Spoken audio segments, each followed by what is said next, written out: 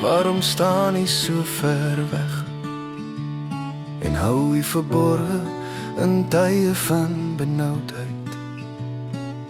In sy trotsheid vervolg die goddelose, die ellendige, laat hulle gegryp word in die lustige planne wat hulle uitgedink het. Want die goddelose juig oor die begeerte van sy siel, en hy seën hom wat onregverdige wins maak. Hy verag die Heer, die goddelose met sy neus in die hoogte, sê hy ondersoek nie, daar is geen God nie, dit is al sy gedagtes. Sy weë is altyd voorspoedig, hoog daarbo is uw gerigte, weg van hom af. Al sy teestanders, hy blaas op hulle. Hy sê in sy hart, ek sal nie wankel nie.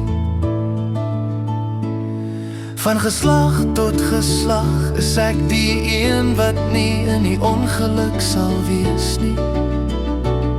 Sy mond is vol van vloek en van bedrog en verdrukking, onder sy tong is moeite en onreg.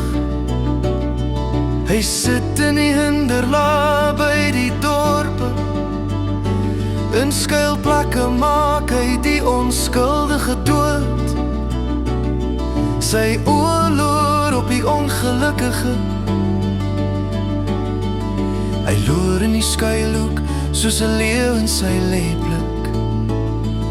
Hy loer om die ellendige te vang, hy vang die ellendige deur sy net toe te trek, en verbryselt sy teeter neer, en die ongelukkiges val in sy mag.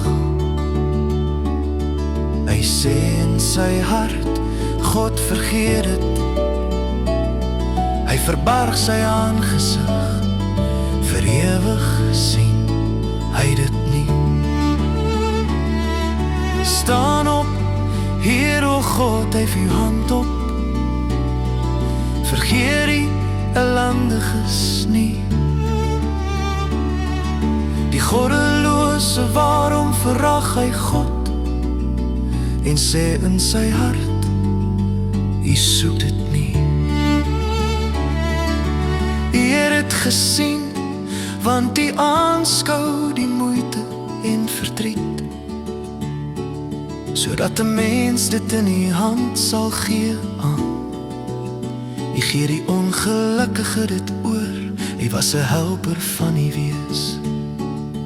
Verbreek die arm van die goddeloos en slegte, besoek sy goddeloosheid, totdat hy niks vind nie. Die Heere is koning vir ewig en altyd, die heidene het vergaan uit sy land.